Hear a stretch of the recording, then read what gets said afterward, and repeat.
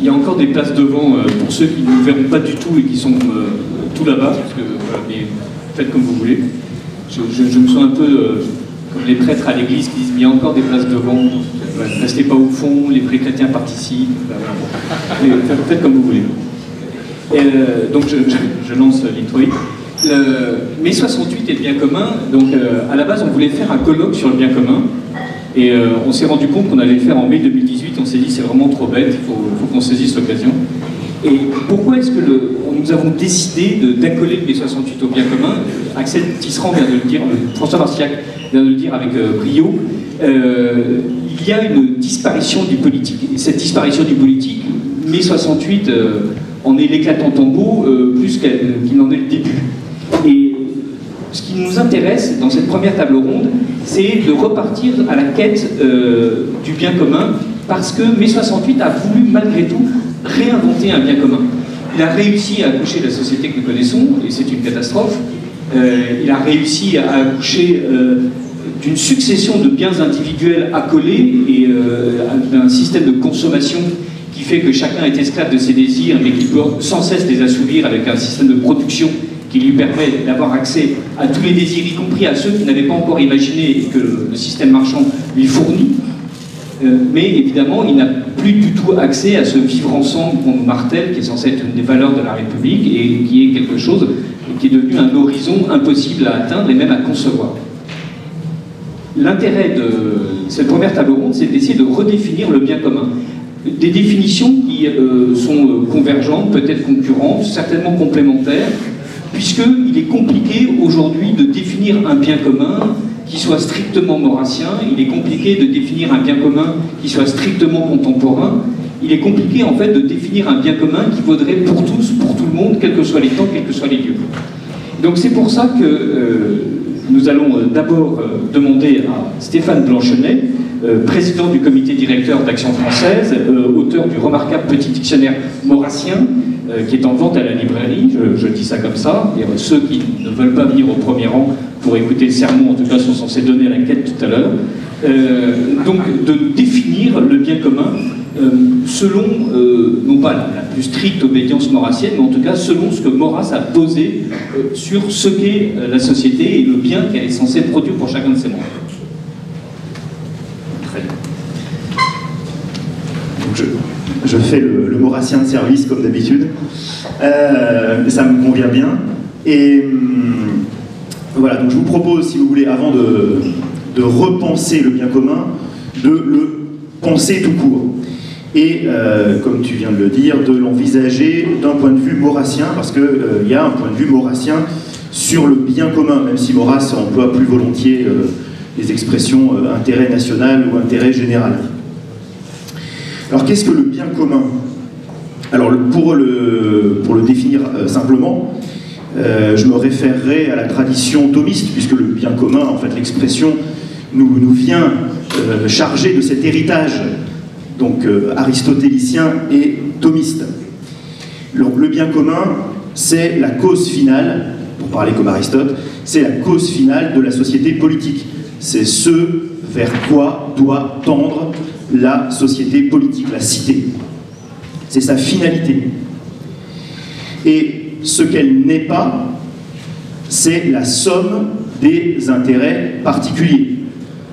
Il ne suffit pas d'additionner les intérêts particuliers pour produire l'intérêt général et le bien commun. Il y a donc une transcendance du bien commun. Le bien commun est au-delà des biens particuliers et même de leur addition. Et toujours dans cette tradition thomiste, on peut considérer trois aspects, trois dimensions du bien commun.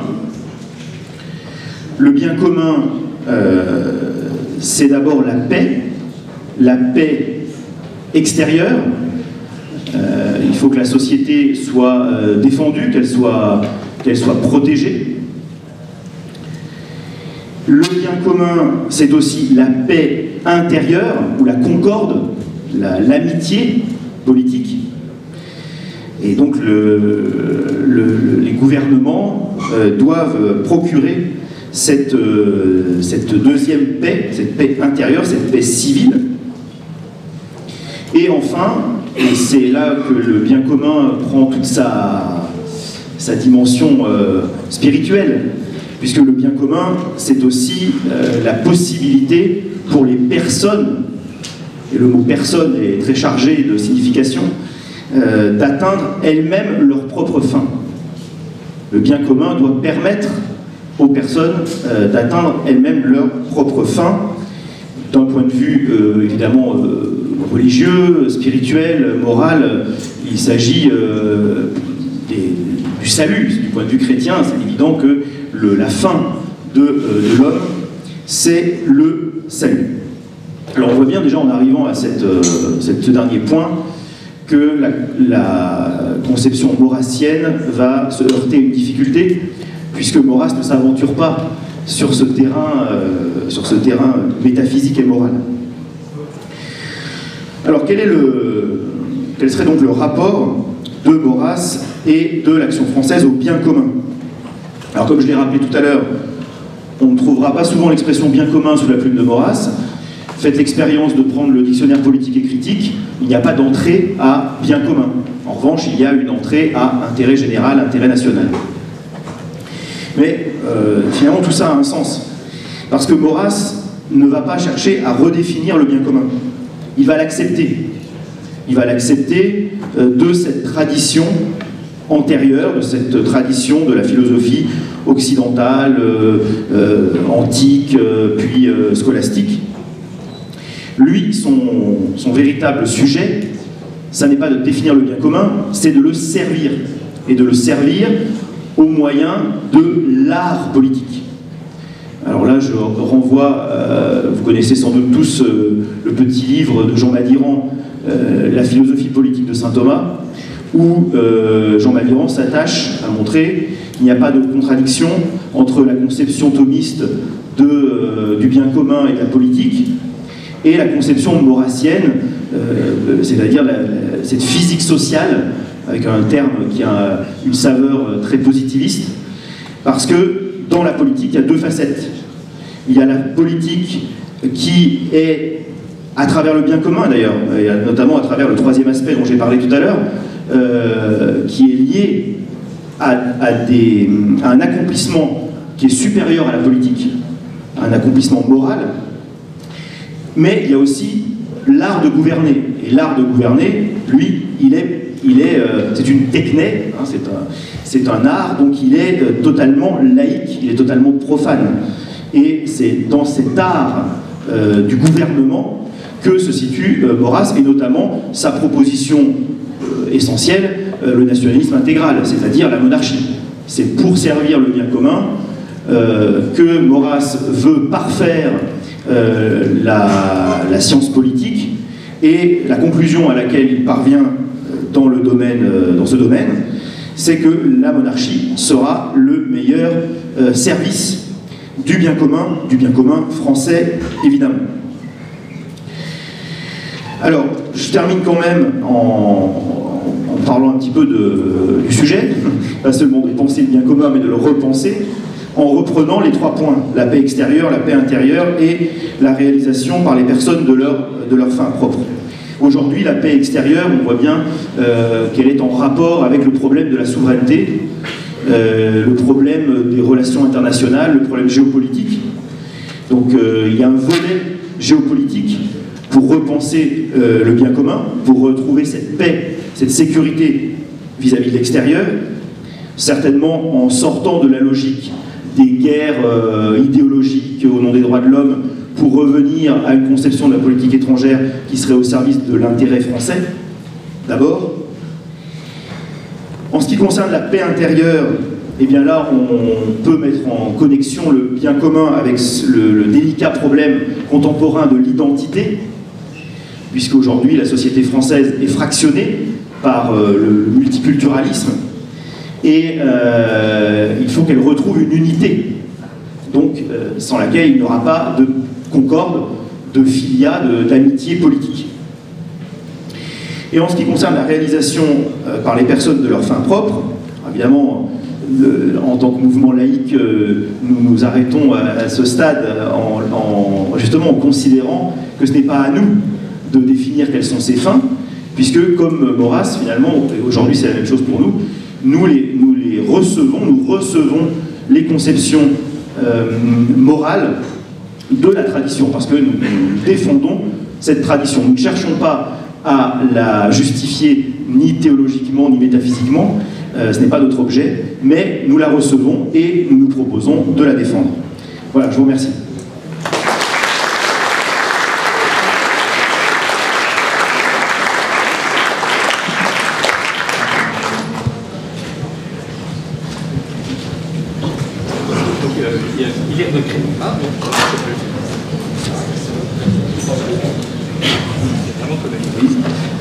Voilà, merci beaucoup Stéphane. Je passe maintenant la parole à Hilaire de Crémier, qui est directeur de Politique Magazine et vieux maurassien parmi les vieux. Et voilà. Quelle insolence dans cette jeunesse. Et qui, outre Politique Magazine, que vous trouverez à la table de presse, a participé très dernièrement à un ouvrage collectif, Regard sur Maurras, que vous trouverez aussi juste à côté de Politique Magazine, là-bas. Hilaire, merci mille fois d'être avec nous aujourd'hui. Stéphane Blanchenet nous a redéfini la pensée de l'intérêt général, de l'intérêt collectif, de l'intérêt national selon Maurras. Est-ce qu'aujourd'hui, avec l'empirisme organisateur, on peut avoir une conception maurassienne du bien commun qui, du coup, fait état d'une société que n'a pas connue Maurras, qui est une société beaucoup plus ouverte qu'elle ne l'a jamais été, une société où les États-nations sont en train de réapparaître, mais où en même temps les nations sont combattues par une technostructure internationale. Autrement dit, quelles sont aujourd'hui quelle serait aujourd'hui la définition du bien commun pour un maurassien? Alors, j'espère que je ne me trompe pas, que c'était bien le sujet que vous avez demandé de travailler. Non, mais ça n'a pas d'importance. on va toujours retrouver, on va se retrouver sur nos pieds, c'est pas bien grave. Non, mais vous m'aviez demandé de faire un peu une synthèse sur le bien commun, et donc Stéphane a présenté le bien commun dans la pensée de Charles Maurras. Le bien commun, c'est une très vieille idée, c'est une très vieille histoire. Alors vous me demandez pour l'actualité, mais avant d'arriver à l'actualité, je pense qu'il est intéressant de voir à quel point, au cours de l'histoire, les débats ont toujours tourné sur les mêmes points. Et ce point du bien commun est au centre de la réflexion, et même de la réflexion philosophique. Je ne parle pas simplement des philosophes modernes, mais je pense particulièrement aux philosophes anciens. Donc c'est une très vieille affaire et que nous recevons de notre héritage helléno-latin, helléno-romain. Il y a un bien politique, il y a une vérité ou il y a des vérités politiques. L'homme n'est pas totalement libre par rapport à ces constantes que peuvent représenter le bien de la cité, la justice, le droit, l'honneur, la civilisation. Et vous savez que ces notions sont liées depuis, on peut dire, la philosophie socratique, le beau, le vrai et le bien, le juste. Le juste. Et les premiers contestataires de l'ordre s'appelaient les sophistes. Et les premiers dialogues de Platon, qui sont, à mon avis, de loin les plus intéressants, hein, le Protagoras, le Gorgias, le Ménexène, sont des dialogues où précisément sont posées les questions que nous retrouvons aujourd'hui. Le sophiste, il parle comme Macron. Le sophiste, il commence par dire qu'il s'appelle Caliclès ou qu'il s'appelle Gorgias, il commence par dire « moi ». Il dit « je ». Et il pense, et il dit que sa façon de penser doit s'imposer à la cité. Et la preuve qu'il est bon, c'est qu'il a gagné beaucoup d'argent. C'est Caliclès qui explique cela. Et Gorgias, pareillement. J'ai gagné beaucoup d'argent en enseignant mon art, qui est l'art de la sophistique, et qui consiste à faire en sorte que la vérité qui deviendra la vérité politique ne sera rien d'autre que mon élaboration personnelle selon mes normes à moi. Donc il n'y a pas d'objectivité, il n'y a pas de loi. Et la réflexion de Socrate, avec sa maïeutique, consiste à pousser le sophiste dans ses retranchements. Je suis libre. Tu es libre de quoi? Liberté de qui? Liberté de quoi? Je me tourne vers mon ami Stéphane Chenet. Il voit très bien comment Maurras, en particulier dans son amitié de Platon, a repris exactement le même genre d'interrogation. Est-ce que l'on est libre d'aller dans la Lune? Est-ce que je suis libre d'être millionnaire aujourd'hui? Il est évident que ma liberté est limitée. Et le premier à avoir posé cette maïeutique, c'est Socrate. Et d'une certaine manière, on va dire que Maurras, au XXe siècle, à la fin du XIXe, au XXe siècle, il a repris ce même travail en face de la même sophistique. Je suis le meilleur, donc vous allez voter pour moi, parce que c'était ça, aussi à l'époque. Vous allez me choisir comme étant le meilleur de la cité et comme étant capable de réussir pour la cité comme j'ai réussi pour ma propre vie, et regardez comme je suis brillant. Regardez comme je suis brillant. Vous avez écouté, je pense, notre président lors de la remise du prix Charlemagne. Ça revenait à cela, et de façon très stupéfiante, il a déclaré que l'utopie était sa loi et que c'était sa manière à lui d'être pragmatique. Et il a fait une sophistique incroyable où le mot pratique et le mot utopie étaient liés l'un à l'autre avec un brio d'ailleurs remarquable qui laissait la Merkel vraiment assise. Elle était là, elle essayait de suivre parce qu'au final ça voulait dire quand même, puisque je suis le plus brillant, l'Allemagne doit faire confiance à Macron et par conséquent suivre les impulsions que Macron va donner à la nouvelle Europe. Donc, tout cela, c'est pour vous dire que ce sont de très vieux débats et c'est extrêmement intéressant. Il ressort de ces... Platon, ensuite, dans sa République en particulier, partira dans des grandes considérations qui deviendront elles-mêmes des utopies et probablement la source de toutes les utopies qui viendront par la suite. Mais c'est quand même intéressant, parce que même dans la République, il y a une recherche de la vérité qui serait une vérité céleste, c'est-à-dire une cité idéale dont la cité humaine devrait en quelque sorte reproduire les règles, en tous les cas les qualités. C'était possible. Mais la République de Platon devient une idée, et rien n'est plus terrible que l'idée en politique. Alors, il résulte de cette pensée que l'homme est fait pour la vérité, comme la vérité est faite pour l'homme. Dans l'Orige du Phèdre, vous savez, ce cavalier qui est là et qui a deux chevaux, un cheval blanc et un cheval noir, il y a le cheval blanc qui va vers l'idéal et puis le cheval noir qui est entraîné vers les bas-fonds. Et tout le métier de l'homme et du philosophe est en quelque sorte d'essayer de tenir ces deux cavales et de les tenir suffisamment pour ne pas sombrer, pour ne pas verser comme le soleil. Tout cela se retrouve dans toute l'Antiquité. Sophocle en fera un drame absolument magnifique, l'Antigone, son Antigone.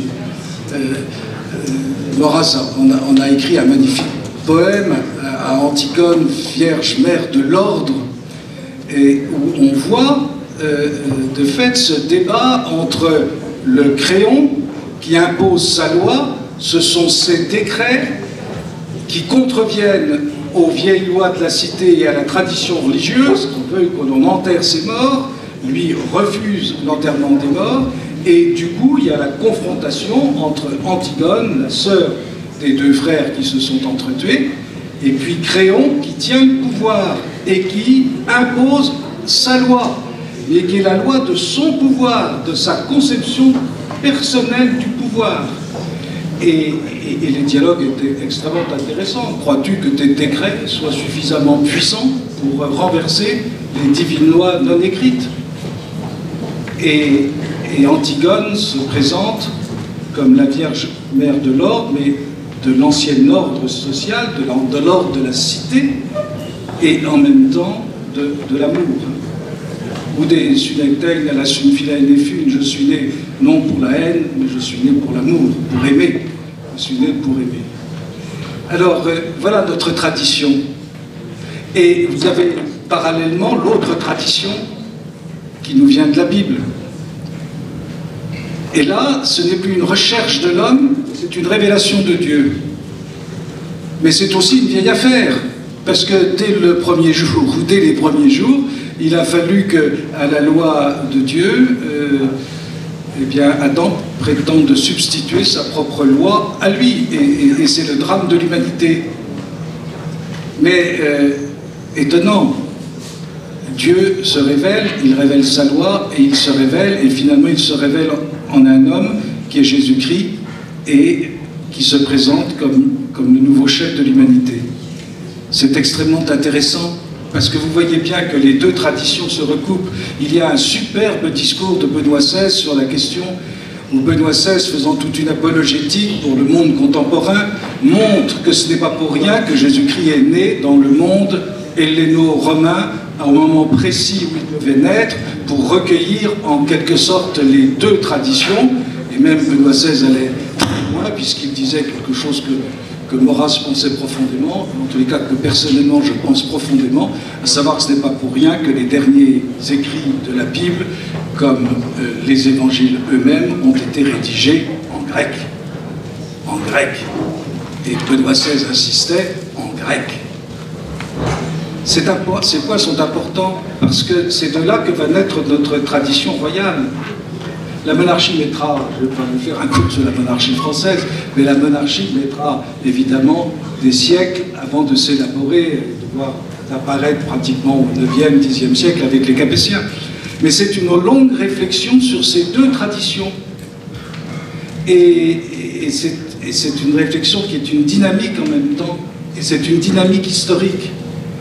La monarchie, c'est une famille dont les membres se succèdent. Il n'y a rien de plus naturel. Et elle obéit à la première de toutes les lois naturelles, qui est la loi de la famille. Et le souverain, il exerce la souveraineté, ce n'est pas une abstraction. La souveraineté n'est pas une abstraction. Tous nos vieux légistes insistaient, plus ils étaient mystiques, plus ils étaient juristes et plus ils insistaient sur la qualité de corps, comme disait Terre Vermeille, le corps mystique du roi. Et c'était ça la réalité profonde. Nous avons dans notre histoire du droit des réflexions d'un intérêt prodigieux pour notre heure actuelle. Claude de Séchelles, la grande monarchie de France, c'est absolument passionnant, ou même Bodin, tout naturaliste qu'il fut. Vous savez que son traité s'intitule de la République, mais c'est une démonstration de la nécessité de la monarchie paternelle. Alors on aimerait bien que nos républicains aujourd'hui se plongeassent dans la République de Bodin pour apprendre ce que c'est que la politique. Et voyez-vous, tout a été coupé et tout a été brisé par la Révolution française. On va dire par les idées qui ont présidé à la Révolution française. Alors ce sont des courants étrangers. Hein. Comme disait Maurras, là-dedans il y a du germain, il y a de l'anglais.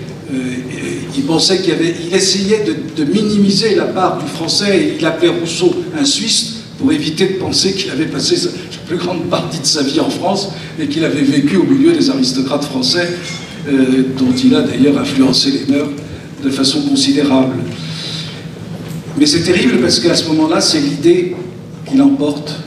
Et l'idée accrochée au moi, à l'individu, c'est le contraire, voyez-vous, de ce qui s'est passé au 4e et 5e siècle en Grèce. Athènes, certes, n'a pas su profiter des leçons véritables de Socrate, d'ailleurs elle l'enverra à la mort, mais bon, c'est le sort à peu près de toutes les démocraties et de toutes les républiques d'envoyer leurs philosophes, leurs meilleurs philosophes, à la mort, ou sinon à la mort, à la condamnation à perpétuité. Maurras sera une sorte de Socrate moderne de ce point de vue-là, ce qui prouve que l'opinion ne suffit pas. Et qu'au-delà de tout cela, il y a des vérités. Mais il n'y a plus de vérité politique, il n'y a plus que des moi. Et c'est terrible, et on revient à la vieille sophistique. C'est-à-dire c'est le moi le plus abusif qui va finalement l'emporter.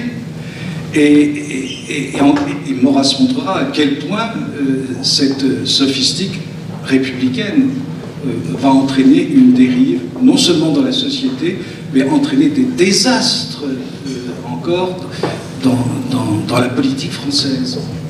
Et mai 68 sera l'aboutissement de cette pensée, sera l'aboutissement de cet égotisme, de ce narcissisme, de cet individualisme, de ce subjectivisme qui est le fondement de toute démocratie moderne, malheureusement. Et particulièrement de la démocratie française, parce qu'une démocratie à l'anglo-saxonne ou une démocratie à l'allemande a des contre-pouvoirs qui font que la société, dans le fond, reste toujours respectée. Chez nous, ce n'est pas le cas. Et c'est pour ça ces avancées de mai 68, que j'ai vécues personnellement très très intimement, ces avancées de 1968 sont extrêmement graves pour notre société. Et comment serait-il possible de se redresser, d'autant plus, et j'en viens à mon dernier point, et qui explique toute la politique de Maurras, à mon avis, en tous les cas c'est une de mes thèses, sinon la thèse, c'est qu'il a fallu que l'Église catholique, qui était le rempart de la véritable liberté de pensée et qui était le rempart de la civilisation, qui était la gardienne de notre tradition aussi bien biblique que helléno-latine, il a fallu qu'elle donnât comme consigne de rallier la République. En 1892, comme vous le savez, par sa lettre au milieu des sollicitudes, le pape Léon XIII a cru faire un calcul politique. Je ne juge pas ici le pape, et vous savez que je reste profondément catholique, je l'ai toujours affiché, je ne retirerai rien de mon affirmation. Mais simplement, c'est d'une gravité extrême. Parce que ça voulait dire que les institutions n'ont pas d'importance, que la cité, après tout, du moment qu'elle peut être sous l'influence de braves gens, et donc de bons catholiques qui votent bien, c'est équivalent, qu'elle soit en monarchie, qu'elle soit en république, qu'elle soit en démocratie. Et du coup, il n'y a plus... Attendez, vous réfléchissez 30 secondes, il n'y a plus de vérité politique. Alors vous direz, c'est une vérité relative. Bien sûr, c'est une vérité relative. Mais heureusement que nous avons des vérités relatives pour vivre ici-bas. Et le drame, c'est que de fait, il y a une vérité absolue qui s'impose. C'est puisqu'on rallie la République, qu'est-ce qui reste comme seul critère absolu de jugement, de religion? Eh bien, c'est la République. C'est d'ailleurs ce qui s'est passé à cette époque-là. Et c'est ce qui se passe encore de nos jours. Vous avez écouté le discours de Macron, Bernardin? Qu'est-ce qu'il a dit à l'Église? Je vous demande votre questionnement, je vous demande votre énergie, je vous demande votre dévouement, mais évidemment, la loi de la République est au-dessus. Non seulement la loi de la République est au-dessus, mais la République elle-même comme entité est au-dessus. Et c'est elle qui va déterminer les règles morales et les règles sociales. Et vous n'y pourrez rien, et ce ne sera même plus une question de majorité. Ce sera une question de principe. La sophistique est arrivée, la sophistique du IVe siècle, du 5e siècle avant Jésus-Christ, est arrivée aujourd'hui à son terme, parce que malheureusement, les autorités de l'Église, en particulier pour la France, y ont consenti. C'est terrible. Et c'est pourquoi il a fallu que Maurras, ne pouvant plus à l'époque, il s'est trouvé que sa vie a correspondu à cela, et je ne prétends pas résoudre le problème du mystère de l'âme de Maurras. Loin de moi cette idée, il y en a qui s'y essayent, je pense qu'ils ont tort.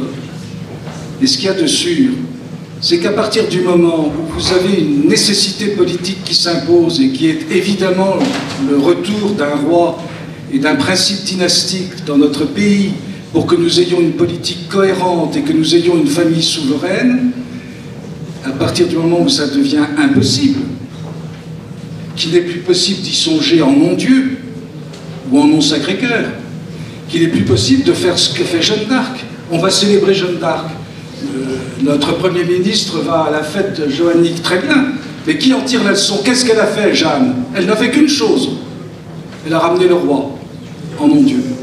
Alors, Maurras, dès son chemin de paradis, a expliqué dans des contes mystérieux qu'il a appelés des contes païens, un peu exprès, parce qu'il était très ironique, et bien, puisque ce n'est plus possible de s'occuper de la France et de la monarchie en mon Dieu, eh bien, je m'en occuperai en nom Taine, en nom Auguste Comte, en nom Renan, même s'il le faut, et en tous les cas, en nom nature et en nom histoire, il faut restaurer notre monarchie, parce que c'est là que se trouve notre bien commun, et que, à défaut d'avoir une autorité surnaturelle pour nous le dire, eh bien, il y a au moins la nature qui nous y oblige.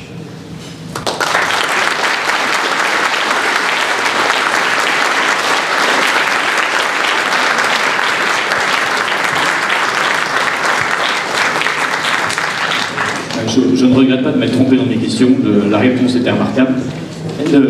Et je passe maintenant la parole à Thibaut Isabelle, qui lui aussi a une actualité éditoriale. On n'a pas fait exprès de les choisir, mais enfin c'est remarquable.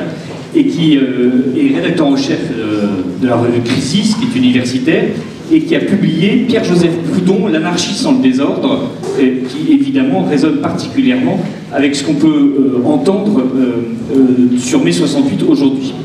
Donc vous le trouverez là aussi, par un heureux hasard, sur la table de presse tout à l'heure. Donc la démonstration d'Hilaire de Crémier est nette. La nature nous conduit à être monarchiste, et voilà. Donc il vous reste peu d'espace de discussion, mais malgré tout, je vais essayer de vous poser une question. Mai 68 avait bien compris la dimension utopique et avait compris en fait deux choses. Avait compris que les utopies sont un moteur, et donc réclamait en fait d'avoir une nouvelle vision totalement purificatrice de la société, et en même temps, mai 68 était un certain archaïsme, un certain retour à la nature, un refus de la ville, une exaltation des traditions. Voilà. Est-ce que vous pensez que les utopies de mai 68 étaient intelligentes dans leurs intuitions, et est-ce que les utopies de mai 68 ont-elles eu, le moindrement du monde, une réalisation, un avènement? Ça marche? Oui. Oui, c'est une vaste question qui mérite d'abord d'être remise en perspective. Parce que, évidemment, on parle de mai 68 comme de quelque chose d'homogène, de cohérent, facilement identifiable. En réalité, mai 68, c'est profondément indéfinissable, y compris et peut-être même surtout pour ceux qui y ont participé.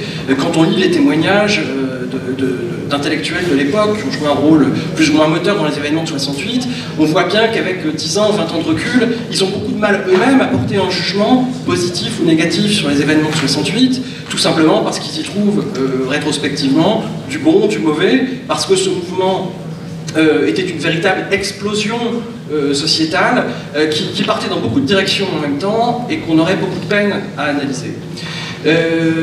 Il y a autre chose que je veux dire encore en préambule, et ça concerne la notion même d'utopie.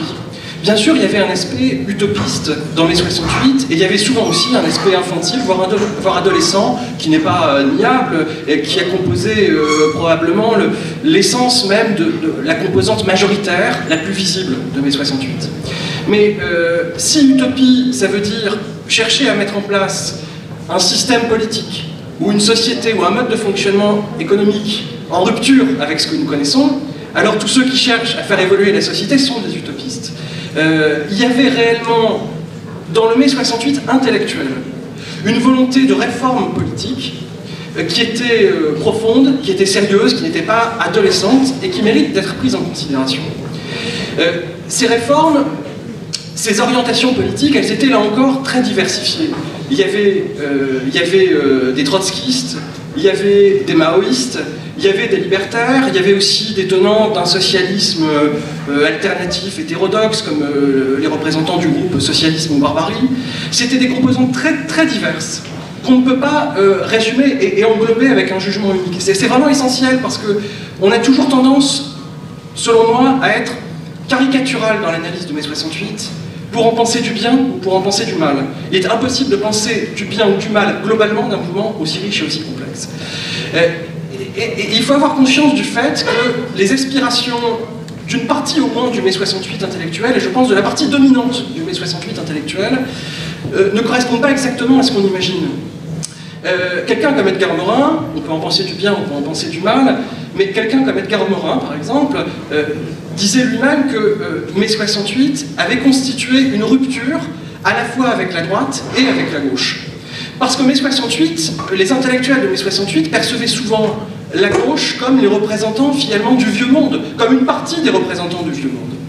Ils voulaient créer quelque chose de différent, quelque chose qui échapperait à la société de l'époque, et dans cette aspiration nouvelle, dans cette utopie si vous voulez, il y avait une composante communautaire qui était absolument centrale. Et c'est là que nous rejoignons la thématique du bien commun. Le bien commun, c'est ce qui portait fondamentalement les utopies alternatives de mai 68. La communauté, c'est une idée conservatrice, voire réactionnaire. Et là encore, des gens comme Edgar Morin ou Castoriadis étaient tout à fait prêts à le reconnaître, le disaient explicitement. D'ailleurs, l'idée de communauté, qui dans la première moitié du XXe siècle était surtout portée en effet par des mouvements conservateurs, et donc reprise par ces intellectuels de mai 68, mais vient s'associer aussi à une autre notion, qui est celle d'écologie. L'écologie, c'est tout à fait nouveau dans le logiciel socialiste de l'époque, si on peut dire, où le progressisme était plutôt de mise, et même l'industrialisme jusqu'à mai 68. Or, là encore, l'écologie, dans la première moitié du XXe siècle, est plutôt perçue comme une idéologie conservatrice. L'écologie, c'est la rupture avec le progrès, la rupture avec l'industrie, pour en revenir à un monde plus naturel. Donc, que ce soit dans la dimension communautaire du mai 68 intellectuel, ou que ce soit dans cette dimension écologiste, il y avait un aspect anti-moderne et anti-progressiste qui était extrêmement marqué. Alors, ça n'est pas ce mai 68-là qu'on a retenu, mais intellectuellement, c'était bien le mai 68 qui dominait les débats à l'époque. Le problème, c'est qu'au-delà même de toutes les divergences idéologiques qui pouvaient exister, il y en avait une autre, des ruptures en mai 68, c'était la rupture entre le mai 68 intellectuel et le mai 68 des masses, en quelque sorte. Le mai 68 spectaculaire des médias. Mais en réalité, les masses de mai 68, elles étaient déjà profondément imprégnées de l'idéologie dominante. Un individualisme galopant s'emparait de la société française et du monde occidental en général. Mai 68 n'a pas été l'initiateur de ce mouvement, il n'en a été qu'un porte-drapeau dans une de ses composantes. Et au contraire, le mai 68 intellectuel était une réaction à l'idéologie individualiste qui gagnait du terrain. C'était la recherche d'un monde en rupture avec l'individualisme, en rupture avec le consumérisme, en rupture avec le matérialisme et en rupture avec le progressisme. Et si nous pouvons dire aujourd'hui que mai 68 a été une catastrophe, c'est tout simplement parce que le mai 68 qui l'a emporté, c'est le mai 68 de l'idéologie dominante. C'est le mai 68 qui était déjà récupéré par le climat social et culturel qui régnait de plus en plus en France depuis au moins une décennie. Et on pourrait même dire que si nous vivons dans la société où nous vivons aujourd'hui, c'est peut-être aussi parce que les utopies de mai 68 n'ont pas réussi à se faire entendre plus longtemps, qu'elles sont mortes. Ça n'est pas le mauvais mai 68, je ne dis pas que tout est à garder dans les développements intellectuels de mai 68, parce que de toute façon c'est trop diversifié pour porter un jugement global, mais simplement c'est parce que ce mouvement intellectuel de résistance au monde moderne a échoué, et c'est parce que le mai 68 progressiste et libertaire l'a emporté que nous en sommes là aujourd'hui. Je pense que c'est une distinction qu'il importe de faire en ce cinquantenaire commémoratif.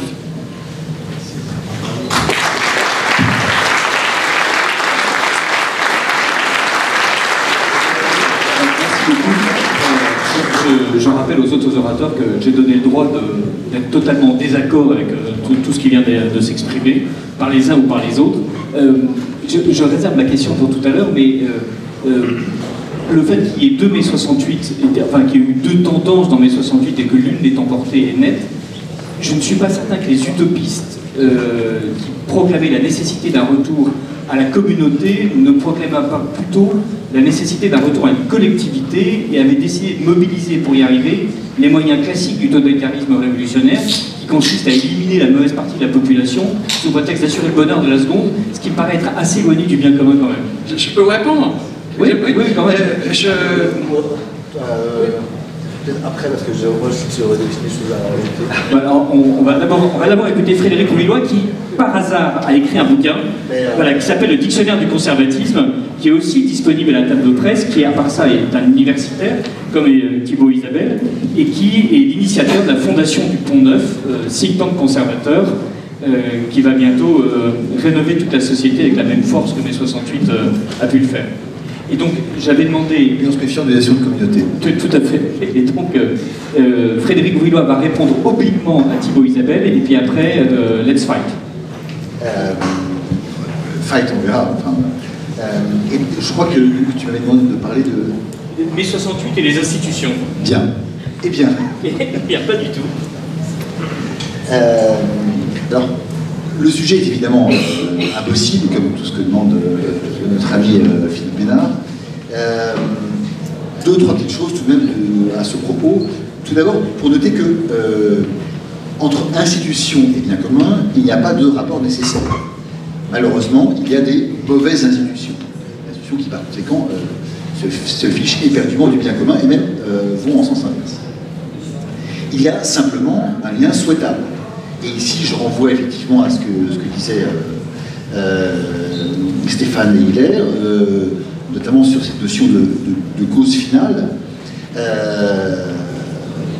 La cause finale, c'est l'idée qu'au fond, à quoi sert une société, à quoi sert un État, à quoi servent des institutions, sinon justement à faire le bien commun de toutes les personnes qui les réunissent et sur lesquelles va s'exercer le pouvoir. Ça n'empêche pas évidemment certains courants intellectuels, certaines philosophies, et notamment évidemment au premier rang le marxisme, et là ici la réponse complique un petit peu à 68 d'ailleurs, le marxisme qui en fait nous explique que les institutions en réalité ne vont absolument pas dans le sens du bien commun, elles vont dans le sens du bien de la classe dominante en masquant cette démarche, par notamment derrière cette notion de bien commun qui serait un simple masque, une simple illusion. Mais évidemment, pour nous qui ne sommes pas marxistes a priori, enfin pour ma part, nous savons que la grande question de la politique, c'est la question de la légitimité, et donc que cette question de la légitimité, elle est entièrement liée à cette thématique du bien commun. Et donc, en tant que juriste, je vous propose un plan en deux parties rapides. Tout d'abord, la question des institutions du bien commun en général, puis en particulier. Alors, en général, je vais être rapide. En général, au fond, il y a deux questions qui se posent. Deux questions qui se posent dans le rapport entre institution et bien commun. Il y a, comme souvent dans la vie humaine d'ailleurs, vouloir et pouvoir. Vouloir, tout d'abord, est-ce que l'on veut, est-ce que les institutions veulent, souhaitent effectivement réaliser ce bien commun? La réponse, elle est parfois négative, notamment lorsque ces institutions sont dominées par une idéologie qui considère que, au fond, seule une partie de la population mérite qu'on s'occupe d'elle et qu'on aille dans son sens. L'idéologie, c'est souvent ça. Et donc, l'idéologie va nous dire que, il faut s'occuper non pas de la totalité de la population, non pas de l'ensemble, non pas de la communauté, il faut s'occuper uniquement d'un segment de cette population qui est le seul à mériter qu'on travaille pour lui. J'ai trouvé l'autre jour, en lisant sur la Révolution française, une remarque qui m'a fait tout à fait sursauter, que j'ai trouvé dans un rapport d'un mouchard du ministère de l'Intérieur sous la Convention. Un mouchard du ministère de l'Intérieur. Les mouchards observent ce que dit la population et dans ce rapport, le mouchard en question explique que les républicains disent citoyens et république et que ceux qui disent France et français, ce sont les royalistes.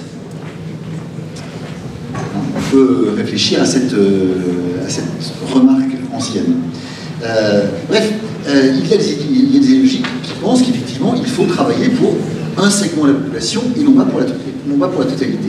La fameuse France de gauche, la France des prolétaires, ou la France, ou l'Allemagne des Ariens, etc.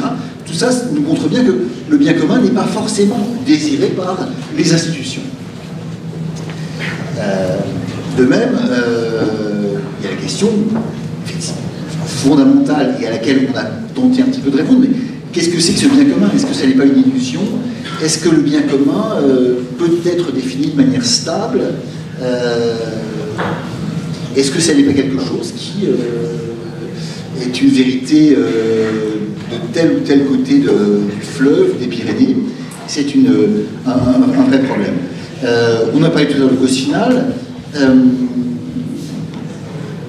L'une des réponses que me semble-t-il avance Maurras à ce propos, et dans la tradition aristotélicienne et thomiste, c'est cette idée de prospérité générale qui me paraît tout à fait intéressante. Prospérité générale qui s'étend à tous et qui va effectivement très au-delà du matériel et très au-delà de l'individuel.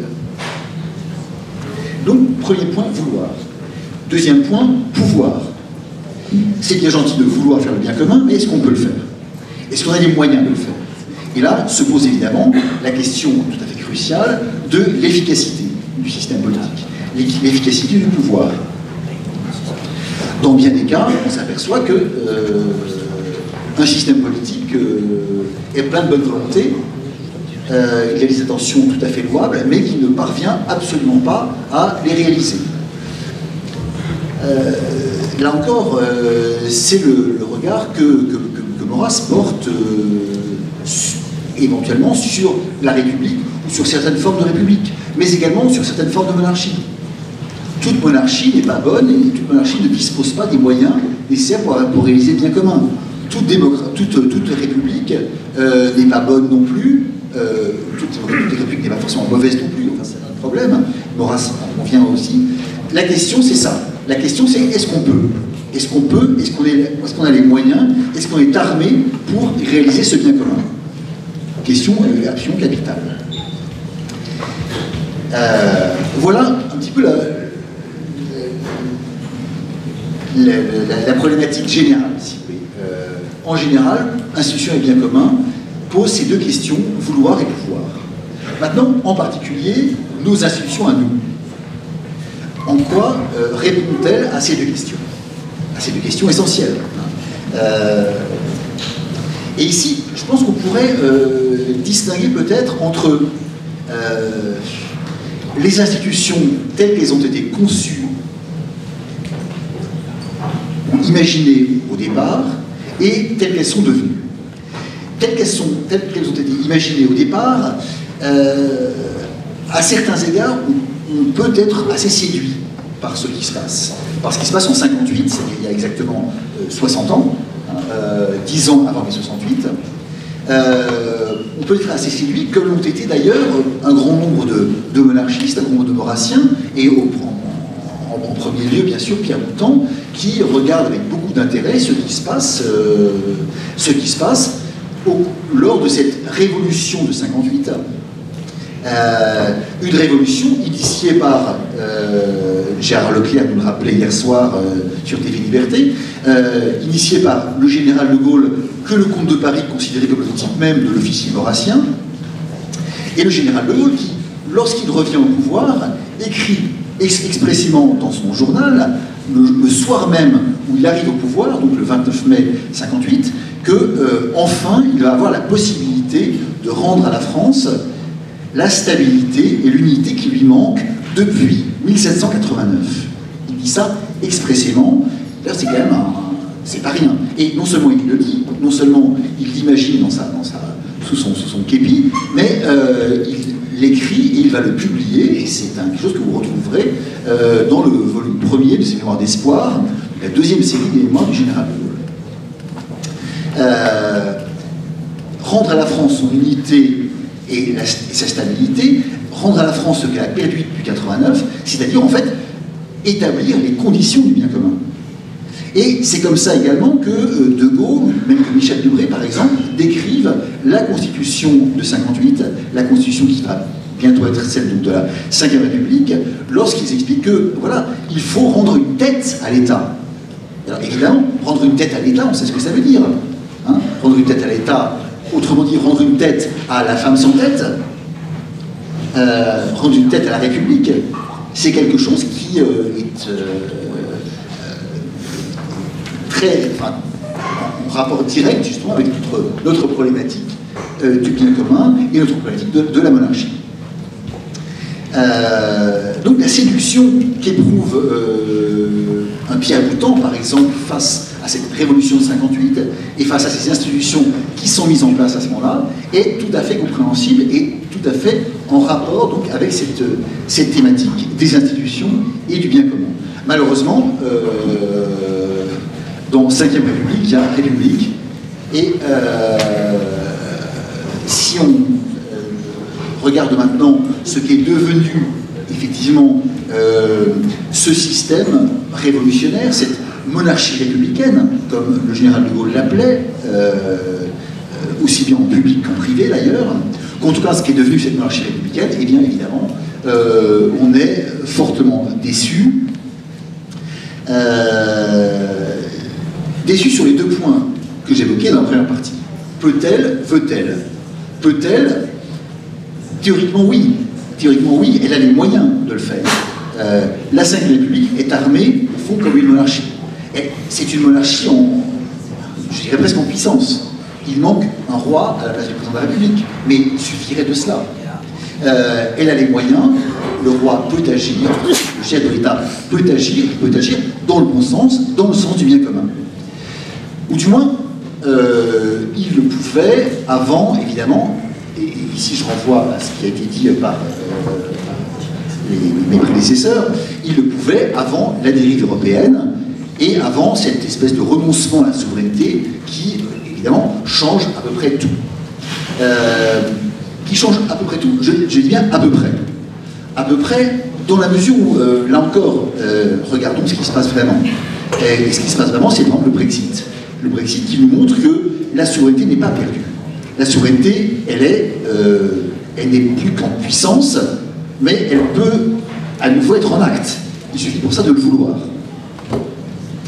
Mais justement, le vouloir, le veut-on? Et on arrive à la deuxième question que je posais tout à l'heure. Le veut-on? Veut-on effectivement faire ce bien commun? Veut-on effectivement rendre à la France sa capacité d'agir et d'aller dans le bon sens? Là, évidemment, la question est beaucoup plus perplexe. Elle dépend malheureusement des évolutions, des hasards de l'opinion publique, des hasards qui nous mettent à la tête de l'État, tantôt quelqu'un d'autre, et généralement des gens qui pensent évidemment à toute autre chose qu'au bien commun, et de fait,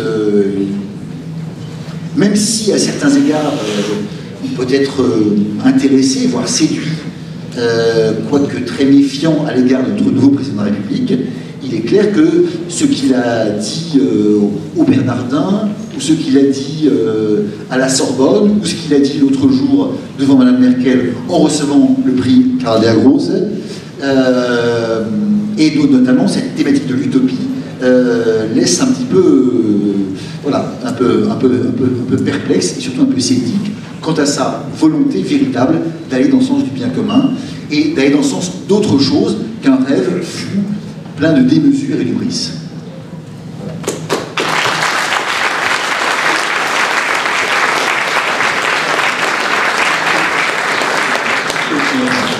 Comme j'ai été assez grossier pour attaquer vivement Thibaut et Isabelle, j'aimerais qu'on puisse prolonger ce que vient de dire Frédéric Rouvillois, d'autant que parmi les questions que j'avais prévu de lui poser, il y avait comment peut-on reconstituer aujourd'hui un sens du bien commun, et donc dans votre réflexion, la forme de l'État, la forme des institutions, et surtout la manière dont les institutions permettent que se forme un consensus et une volonté commune fait partie sans doute des réponses possibles.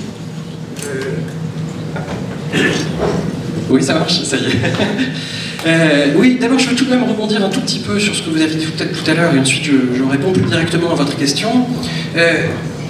Le marxisme a joué un rôle important dans sa composante de mai 68, mais tous les 68 arts n'étaient pas marxistes, loin s'en faut. J'ai même envie de dire que intellectuellement, mai 68 a incarné la recherche d'une alternative aux marxistes dans les composantes, dans les jeunes composantes socialistes de la société française. Il cherchait à mettre en place une société qui ne soit ni marxiste collectiviste, ni capitaliste. Sortir à la fois du libéralisme individualiste et du marxisme collectiviste, c'était une aspiration à quelque chose de nouveau, qui était réellement porteur du bien commun philosophiquement. Alors je ne dis pas le bien commun qu'on doit appeler de ses voeux, il y a beaucoup de manières de définir le bien commun, mais c'était bien une forme de bien commun, c'est-à-dire un bien qui soit fondé sur une communauté, c'est-à-dire non pas une collectivité, mais pas non plus un agrégat d'individus. La communauté, c'est ce qui n'est ni une collectivité, ni un agrégat d'individus. Pour qu'il y ait un bien commun, il faut qu'il y ait cette aspiration communautaire. Et oui, alors qu'est-ce qu'on peut imaginer pour aujourd'hui, qu'est-ce qu'on peut mettre en place? Il y a déjà quelque chose qui me paraît très important, c'est que nous cherchons souvent aujourd'hui à mettre en avant des mots d'ordre défensifs pour réhabiliter le bien commun. Par exemple, l'identité. Il y a différentes manières de la concevoir ou de la définir, mais ça revient beaucoup dans le débat public aujourd'hui. On veut mettre en avant l'identité pour lutter contre la désagrégation de la société. Et de fait, cette recherche identitaire est le signe d'une désagrégation sociale. Mais ce que je veux dire, c'est que, au fond, un cri de ralliement comme une identité, quelle qu'elle soit, ne permet pas de fonder réellement une communauté. L'identité, c'est plus souvent l'expression spontanée d'une communauté qui existe, mais ça n'est pas forcément ce qui va permettre de recréer une communauté. Pourquoi est-ce qu'il n'y a plus de communauté aujourd'hui? C'est parce que nous ne sommes plus solidaires les uns des autres, ça ne veut pas dire que nous sommes plus généreux, ça veut dire que nous vivons comme des individus anonymes les uns pour les autres, que nous ne nous connaissons plus, et donc nous ne pouvons plus constituer des groupes. Les sociétés, pendant très longtemps, ont été articulées autour de corps intermédiaires, autour de communautés de proximité. Il faut qu'il y ait des communautés vécues pour que le bien commun puisse avoir un sens. Et ce qui manque, je crois, profondément dans la vie contemporaine, ce sont précisément ces communautés de proximité. C'est ce qui fait que nous pouvons nous connaître les uns les autres, nous pouvons donner un sens à la vie collective et avoir des valeurs partagées qui émanent alors spontanément du seul fait que nous cherchons à vivre ensemble. Une société uniquement composée d'un agrégat d'individus ne peut pas avoir cette solidarité organique qui fonde, qui est susceptible de fonder le bien commun. Recréer une identité, par exemple, à l'échelle de la France, ça ne peut réussir que s'il y a une culture, que s'il y a un peuple, que s'il y a des corps intermédiaires qui peuvent structurer en profondeur ce projet politique. Aujourd'hui, nous avons encore des horizons, mais nous n'avons plus la structuration qui fait que ces horizons peuvent prendre corps à travers une communauté. Et je veux prendre juste un exemple, pour terminer, c'est celui de Nuit debout. Je voudrais comparer ce qu'a représenté Nuit debout ces dernières années avec ce qu'a été mai 68, ou même a fortiori avec ce qu'a pu être la Commune au XIXe siècle. Encore en mai 68, il y avait de réels projets politiques qui étaient portés par ces mouvements de protestation. Il y avait un horizon, mais il y avait la volonté réelle de mettre en place quelque chose. On mettait la main à la pâte. Nuit debout, ça n'a été au fond qu'un agrégat éphémère d'individus qui se sont retrouvés sur une place pour boire des bières et qui se sont séparés et qui sont retournés à leur anonymat d'origine. Je pense que cette évolution sociologique dans le rapport aux utopies, dans le rapport à la politique, en l'occurrence entre la Commune, mai 68 et Nuit debout, c'est le signe d'une évolution plus globale de la société. Et cette déstructuration, cette dépolitisation et au fond cette déculturation qui nous touche tous, c'est réellement le mal profond contre lequel nous devons lutter si nous voulons restaurer un sens fondé du bien commun.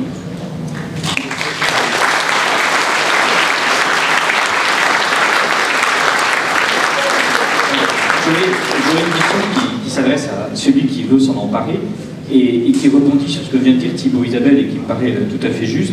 Je relis la présentation que j'avais faite de cette table ronde, c'était beaucoup plus intelligent que ce que je vous ai dit au début, c'est dommage, j'aurais mieux fait de me lire.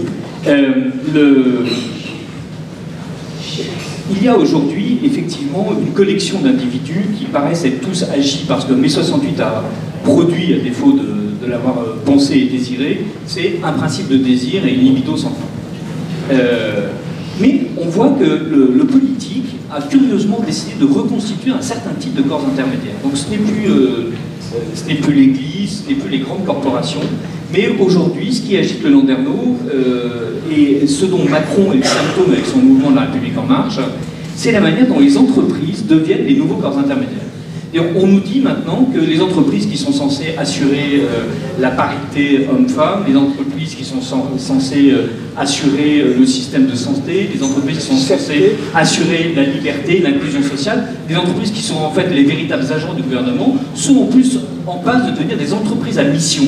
Et donc les réflexions de Bruno Le Maire, les réflexions inspirées par le MEDEF et d'autres sont en train de nous expliquer qu'au bout du compte, ce sont les entreprises qui vont gérer le bien commun. Et nouvelle idée d'un nouveau rôle pour les entreprises qui ne seraient plus que des agents économiques, mais des agents sociaux, des agents moraux, et avec d'ailleurs immédiatement une tétra-chier, si je peux me permettre, de nouveaux types de députés qui se ruent chez Macron avec l'idée d'assurer un bien commun par ce qu'ils savent faire, c'est-à-dire par le management et la start-upisation de leurs conditions économiques. Donc est-ce qu'on n'est pas en train d'assister malgré tout et d'une manière surprenante à un possible retour d'une possibilité du bien commun parce que nous sommes désormais presque tous rangés sous la loi du bagne salarial et donc les entreprises vont effectivement être en mesure de faire advenir un nouveau sens commun, de créer une nouvelle communauté? Ou est-ce qu'au contraire c'est une utopie supplémentaire? C'est pas vraiment une réponse, mais... Et pardonne-moi Étienne, on va prendre un peu plus de 5 minutes. Pardonnez-moi Gérard, on va vous faire commencer avec un tout petit peu de retard. Enfin, ce sera vraiment très bref, mais il y a quelque chose qui contredit cette vision. Alors il faut que ce soit encore plus bref. C'est la fameuse ubérisation. Parce que l'entreprise aujourd'hui ne ressemble plus du tout à une communauté. Elle a pu ressembler par le passé à une communauté, effectivement. Donc le salarié restait toute sa vie dans la même entreprise, quand il y avait une relation très forte avec les camps de vacances, les fêtes de Noël célébrées dans l'entreprise, etc., les cadeaux. Bon, on pourrait renvoyer au catholicisme social, au paternalisme. On en est vraiment très loin, puisqu'aujourd'hui le salarié est voué à changer d'emploi, à être malléable, à être précaire finalement. Donc l'entreprise ne sera plus une communauté. Donc, enfin l'entreprise demeure. Frédéric. Oui, je vais dire une chose très très banale, mais qui me paraît quand même vraiment importante. Derrière ta question, il y a également le vrai problème de... à nouveau celui de la définition du bien commun, et plus précisément celui de l'objectivité du bien commun. Est-ce qu'il y a un bien commun objectif, même à un moment donné, pour une société donnée, ou est-ce que ce bien commun, c'est juste ce que l'État ou le gouvernement ou les entreprises, ou éventuellement chaque entreprise en son propre sein, exemple Facebook, va définir comme étant le bien commun? Est-ce que le bien commun, c'est ce que les entreprises vont dire être le bien commun, ou est-ce que ça existe en soi? Est-ce qu'il y a une objectivité du bien commun?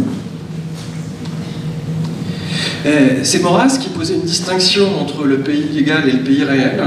Et je pense qu'aujourd'hui, nous souffrons plus que jamais d'une hypertrophie du pays légal contre le pays réel, dans le sens où nous sommes soumis à des lois technocratiques. Nous y sommes soumis en politique, mais nous y sommes soumis également dans l'économie.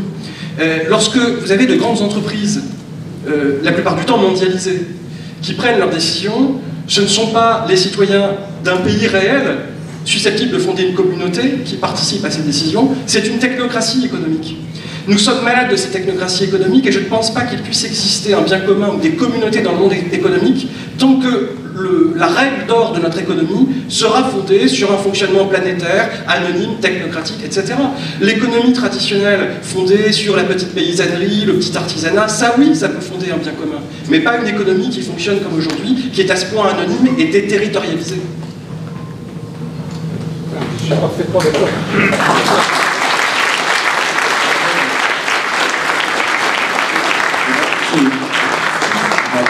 c'est comme d'habitude avec les tables rondes de la F, tout le monde finit par être d'accord sur tout, c'est assez désespérant. On pourrait très bien avoir de véritables entreprises nationales, ce qui n'empêche qu'on pourrait très bien avoir de véritables entreprises nationales qui soient vraiment françaises et où il règne un esprit français. Donc l'un n'est pas exclusif de l'autre, mais seulement il y a une profondeur d'analyse qui est tout à fait vraie. En fait, il y a quelque chose que vous n'avez pas dit. Dans les conditions du bien commun, c'est malgré tout, c'est la nation. Enfin, oui, on vient d'aborder. En fait, c'est dans les conditions du bien commun, il y a malgré tout le cadre, en fait, où cette communauté peut réellement exister. Et donc le cadre nation, oui. Nous ne l'avons pas dit parce que c'était sous-entendu dans chacun de nos propos. Voilà. Alors je me permets d'introduire une petite distinction. La nation est un cadre possible du bien commun, mais il peut exister des biens communs à une échelle inférieure ou à une échelle supérieure. Des régions peuvent très bien constituer des biens communs, ou pourquoi pas même un jour, on ne peut pas exclure qu'il existe un bien commun à l'échelle européenne ou plus large. C'est pas simplement la question qui se pose, c'est quel est le cadre politique ou géographique le plus adapté à la mise en place d'un bien commun. Actuellement, il paraît clairement inenvisageable d'envisager un bien commun réellement vécu à l'échelle du monde ou à l'échelle de l'Europe. J'ai tendance à penser pour ma part que le bien commun s'appuyant sur des relations vécues, il nécessite aussi des relations par la base, et que donc on ne peut pas exclure dans le bien commun les communes ou les régions qui sont au plus près des citoyens, les corps intermédiaires en général, et c'est somme toute pourquoi aussi Maurras lui-même, dans son nationalisme intégral, avait une conception de la nation qui intégrait les corps intermédiaires et qui pouvait même intégrer les provinces dans ce qu'elles pouvaient apporter culturellement, socialement à la population et à la mise en place d'un bien commun concrètement vécu.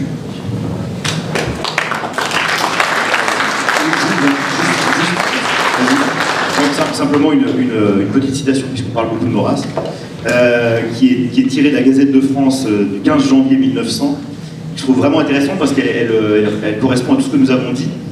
On y retrouve l'ironie maurassienne dont parlait Hilaire, parce que vous allez voir qu'il envisage le bien commun, il parle d'intérêt général, comme je le disais tout à l'heure. Il envisage l'intérêt général non pas comme l'addition des biens particuliers, mais plutôt comme une soustraction. Ça, c'est un peu provocateur.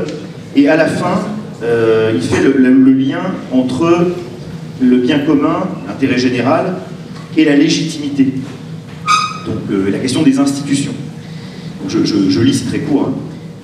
C'est tout petit, j'ai fait une photographie dans le dictionnaire politique et critique. Alors, l'intérêt général est la somme des intérêts particuliers. Prenez le contre-pied de cette sottise. Dites que l'intérêt général est une soustraction faite aux intérêts particuliers et vous rapprocherez de la vérité.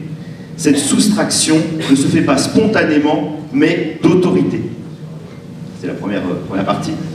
Et la fin de ce texte, pour revenir aux institutions, l'intérêt général qui est que la France vive moyennant quelques sacrifices imposés aux Français, cet intérêt n'a point un organe vivant, une expression concrète, un pouvoir capable d'imposer cette autorité. Évidemment, on rejoint la question donc, de la monarchie. Eh bien, merci beaucoup. Oui, juste pour faire un tout petit peu cette réflexion sur le bien commun, et notamment la question de Thibaut Isabelle, que je trouve très juste, mais un tout petit peu peut-être incomplète. C'est qu'effectivement, ça ne remet pas en cause cette question de l'objectivité ou de la subjectivité du bien commun par ailleurs, mais il y a effectivement des biens communs. Il y a un bien commun de la famille, il y a un bien commun de la commune, il y a un bien commun de la région, de la nation, et de fait, il y a un bien commun de l'Europe, par exemple, et un bien commun du monde. Et à ce propos, je vous renvoie, je cite, non pas une citation de Charles Maurras, mais à une citation du pape François, dans son encyclique Laudato Si, où il montre bien que, de fait, notamment sur un plan environnemental, écologique, etc., il y a évidemment un bien commun. Enfin, je veux dire, le bien commun, c'est qu'il n'y a pas des centrales nucléaires pourries qui pètent en permanence aux portes en Ukraine ou en Espagne, parce qu'effectivement, on serait tous impactés et que, de fait, effectivement, les nuages radioactifs ne s'arrêtent pas aux frontières. Donc, il y a effectivement des biens communs qui se superposent, qui s'emboîtent les uns dans les autres, mais qui s'emboîtent de manière extrêmement complexe.